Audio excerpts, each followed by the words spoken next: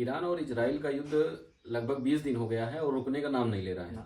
Israel ने Iran के ज़्यादातर जो टॉप कमांडर थे सबको मार दिया है और उनका एक मिसाइल जाके ईरान के तेल भंडार पे गिरा और जिससे ईरान तिलमिला गया। उसके बाद उसने कतर पे भी मिसाइल से सऊदीया, दुबई, कतर सब पे मारा, लेकिन कतर पे स्पेशली मारा जिससे पूरी दुनिया में एलएनजी गैस प्रभावित हो गया। लगभग 20% वहाँ से जो कतर का वो एलएनजी गैस प्लांट है वहाँ से लगभग 20% पूरी दुनिया में सप्लाई किया जाता है और बहुत बड़ा, दुनिया का सबसे बड़ा हब है वो एलएनजी गैस का। तो अब ईरान उस पर हमला कर रहा है और कह रहा है अगर हमारे दोबारा तेल पे या गैस पे किसी चीज़ पे हमला किया जाता है तो गल्फ कंट्री में जितने भी गैस प्लांट हैं या तेल प्लांट हैं सब पे मैं हमला करूंगा और सब बर्बाद कर दूंगा। सही बात है। हमें लगता है युद्ध के नियम सब बदल गए हैं। पहले होता था कि दुश्मन आपस में लड़ते थे, अब ये है कि जो दुश्मन के दोस्त हैं पहले उनको मारो। दुनिया में एक ऐसा संकट पैदा करो कि ये सब लोग खुद त्राहिमाम करते हुए कहें भैया बस बस बस बहुत हो गया, अब युद्ध बंद कर दो। सब लोग जाएं शरण में आ जाएं कि नहीं अब युद्ध बंद कर दो। आप सोचिए ईरान अगर इजराइल के हमास, गाजा पट्टी, जो भी उनका अपना एरिया है, पैलेस्टीन जो भी एरिया है, वहाँ अपना युद्ध करते रहो, वहाँ तोड़ते फोड़ते रहो, मरते मारते रहो, कोई बहुत फर्क नहीं पड़ेगा। देश दुनिया का अपना काम नॉर्मली जैसे चल रहा था वैसे चलता रहेगा। लेकिन ईरान की बुद्धिमानी देखिए, वो क्या कर रहा है, वो यूएस का कुछ नहीं उखाड़ पा रहा बहुत ज्यादा, बेस उड़ाया, ठीक, अब केवल बेस उड़ा रहा आसपास में, मतलब। और उसके अलावा अभी कुछ दिन पहले हम लोगों ने वीडियो बनाया था, उसमें था कि बैंकिंग जो उस समय लेटेस्ट न्यूज आई थी कि बैंकिंग सिस्टम कोलैप्स कर रहे हैं, वहाँ के डेटा सेंटर कोलैप्स किए जा रहे हैं। अब उसके बाद क्या हुआ कि इजराइल ने एक मिसाइल मार दिया उनका जो लोकल मतलब जो सप्लाई होती थी उस वाले गैस प्लांट पे। जो एक्सपोर्ट करते थे उस पर नहीं किया है, जो लोकल यूज होती थी उस वाले गैस प्लांट पे इन्होंने हमला किया इजराइल ने। अब ईरान ने कहा अच्छा तो हमारे लोकल गैस प्लांट को मार रहे हो, अब रुको हम मारते पूरी दुनिया जिसको जो 20% सप्लाई करता है हम वही खत्म कर देते हैं। रास लफान जो इंडस्ट्रियल सिटी है उनका उड़ा दिया उन्होंने, है ना। वो 3-4 मिसाइल मारे, 3 या 4 शायद इंटरसेप्ट की गई, 4 मारे थे, 3 तो रोक दिया गया, हाँ, एक जाके लगा, एक जाकर के लगा, 17% नुकसान हुआ, बाधित हो गया। अब आप ये समझिए जो पूरी दुनिया को नेचुरल गैस सप्लाई करता था वो अगर इस तरीके से हो रहा है तो आप सोचो ना कि जैसे कहते हैं ना कि सब गल्फ कंट्री है, सब मुस्लिम कंट्री हैं, लेकिन अब वो आपस में इसलिए लड़ रहे हैं जानबूझ करके कि तुम लोग इजराइल से कहो और अमेरिका से कहो वो युद्ध बंद करें। और ईरान अब तो वो तो कह रहा है कि हम तो डूबेंगे सनम, तुम्हें भी ले डूबेंगे, वो वाली कंडीशन पे चल रहा है युद्ध। देखिए अमेरिका और इजराइल का यही चांस था कि वहाँ पे रिजीम चेंज कर दें ईरान का, और उसके बाद जो वहाँ का जो बैठाएं राष्ट्रपति या प्रधानमंत्री जो वहाँ का होगा वो इनके हिसाब से होगा, वो हमारे हिसाब से होगा, और गैस और तेल होगा वो अपने हिसाब से हम लोग पूरी दुनिया में बेचेंगे और यूज करेंगे। अब उसी चक्कर में अटैक किए।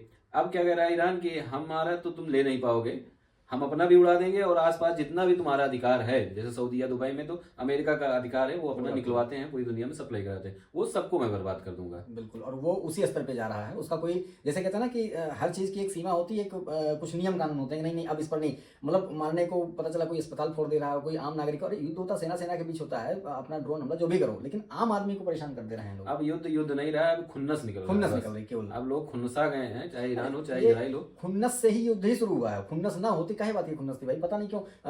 अब अमेरिका खुद कह रहा है कि नहीं इजराइल ने जो ये हमला किया है ईरान के साउथ पोर्ट्स पे, ये उसकी अपनी इच्छा थी, हमारी इच्छा नहीं थी। अब इजराइल कह रहा अच्छा जी हम अपनी इच्छा से मार रहे थे अभी तक, हर चीज में तुमने साथ दिया तो इसमें भी साथ दिया तुम्हें। अब वो इस युद्ध को लेकर के जो चीजें आ रही हैं, इजराइल और अमेरिका शायद आपस में ही अब वो मतभेद हो रहा है कि नहीं तुम हमारा इसमें साथ नहीं दिए हो। वो खुद कितना भी कहें, क्योंकि एक दूसरे के सब चट्टे बट्टे हैं। इजराइल मतलब अमेरिका, अमेरिका मतलब इजराइल, क्योंकि दोनों के इकोनॉमी दोनों के संगठन से ही चलता है, दोनों का देश एक दूसरे के व्यवहार से ही चल रहा है।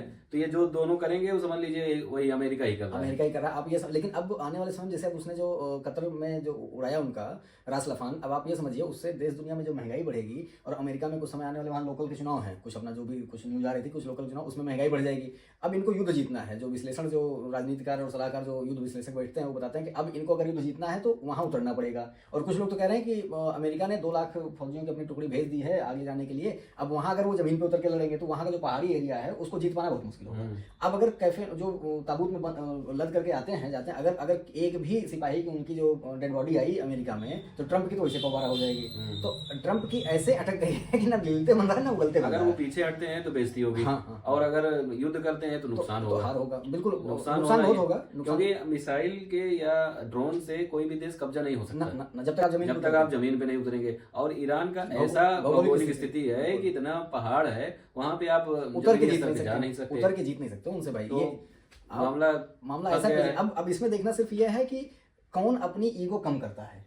अब हमें लगता है कि ईरान जब तक थोड़ा बहुत सांस रहेगा वो ऐसे पिट पिट मारता रहेगा। और अच्छा। एक तो दूसरी बात है शिया सुन्नी वाली। हाँ हाँ। ईरान शिया कंट्री है, और जब से वहाँ पे शिया कंट्री बना और शरीयत कानून वहाँ लागू हुआ, तब से ये जितने भी सुन्नी कंट्रीज हैं, सऊदीया, दुबई, कतर, ये इन सब पे हमेशा प्रभुत्व जमाने का रहा। बिल्कुल। सऊदीया से हमेशा लड़ाई होती रही। तो अब सोच रहा है हम तो मर रहे हैं, इनको भी सबको खत्म करते हुए इनको भी संकट में डाल दो, खत्म कर दो। अच्छा, मुझे लगता है ईरान जो है इतना जो कुछ भी कर पा रहा है, कहीं ना कहीं वो रसिया और चाइना का कुछ तो सपोर्ट है। हाँ, वो तो support बैकअप मिल में रहा है। बहुत तगड़ा सपोर्ट उनको मिल रहा है, रसिया इसीलिए support पूरा हाँ, है। इसीलिए वो कुछ इतना कर पा रहे हैं। अदरवाइज अब ये अगर ट्रम्प काका जो हैं और नेतन्याहू दादा, अगर ये दोनों लोग समझ बूझ करके तो अगर ये केवल अपना थोड़ा सा ईगो कम कर लेंगे तो आप समझिए दुनिया का कम नुकसान होने देंगे। अब ये देखना है कि जैसे कहते हैं ना कि बड़े बुजुर्ग होकर के या कुछ भी ऐसे समझदार देश दुनिया के ऊपर धौंस जमाने वाले या बहुत बड़े देश बनने वाले लोग हो, तुम्हें दुनिया को एकदम खत्म करने के कगार पे डालना है या अपना थोड़ा सा ईगो कम करके चीजों को मैनेज करना है। अब ये गेंद उनके पाले में है।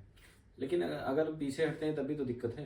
पीछे हटने का मतलब अमेरिका झुक गया, वही तो ईगो, वही नाक वाली बात आएगी ना कि मतलब हम युद्ध शुरू कर दिए। ईरान ने पहले कोई वार नहीं किया था कि ईरान ने कर दिया है हमला, ठीक है। अब ये जो है हमला तो यही किया, अब जब हमने शुरू किया तो हम खत्म करना चाहेंगे, तो ये ईगो वाली बात है।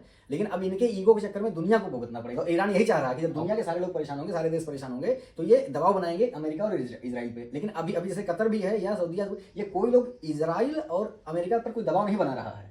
और ना ही ये सुन्नी कंट्री जितनी है तो चाह रही है ईरान खत्म हो जाए। चाह तो रहे हैं। सऊदीया सबसे ज्यादा चाहता है कि ईरान खत्म हो जाए, शिया कंट्री है वो। हाँ हाँ तो ये सुन्नी कंट्री है, चाह रहा है अब, लेकिन उसी चाह में खुद भी दग रहे हैं। खुद भी दग रहे हैं। और कतर पे जो हमला हुआ है उससे भारत का सबसे ज्यादा नुकसान होगा, बिल्कुल। क्योंकि 20% सप्लाई एलएनजी का वहां से होता है और लॉन्ग टर्म कॉन्ट्रैक्ट भी है कतर से। हाँ, हाँ। और लगभग अभी जैसे कहा जा रहा है कि जिस हिसाब से हमला हुआ है 3 से 5 साल लग सकते हैं उसको फिर से मैनेज करने में। फिर से मैनेज होने में। तब तक भाई गैस और तेल, चीजें पेट्रोल, ये सारी चीजें महंगी हो सकती हैं, महंगी हो सकती है। यहाँ तो बिजली भी महंगी हो सकती लेकिन है। रसिया से तो अपना भी कॉन्ट्रैक्ट है तो उससे थोड़ा अब मैनेज देखिए, होगा, लेकिन थोड़ा बहुत महंगा होगा ही। कतर के अलावा भारत कहाँ से ले सकता है? रसिया, ऑस्ट्रेलिया और यूएस। तो यूएस के पास तो जाएंगे नहीं, रसिया और ऑस्ट्रेलिया से ले सकते हैं, लेकिन महंगा तो पड़ेगा ही, क्योंकि वो ये ना कि हर दाम कितना जितना चोट गिरा है। तो यहाँ से 1 हफ्ते में पहुंच जाता है, वहाँ 45 दिन लगता है। 45 दिन भी लगेगा। दूसरी चीज उनके यहाँ भी वो चीज उतनी चीजें नहीं मिल पाएंगी जितना आप वहाँ से ले रहे थे। भाई आपका उनका कॉन्ट्रैक्ट लॉन्ग टर्म बगल में इधर पहुंचा देते हाँ हैं। हाँ, तो ये इजीली था। अब वो कुछ ना कुछ तो महंगाई बढ़ेगी।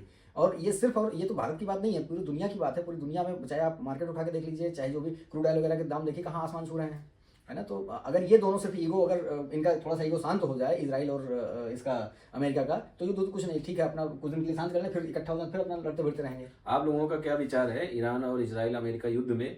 क्या रुकना चाहिए या ऐसे कंटिन्यू चलना चाहिए, और अपने देश पे कितना असर पड़ेगा? जरूर कमेंट में बताएं। मिलते हैं किसी और खास बेहतरीन वीडियो में, तब तक के लिए धन्यवाद।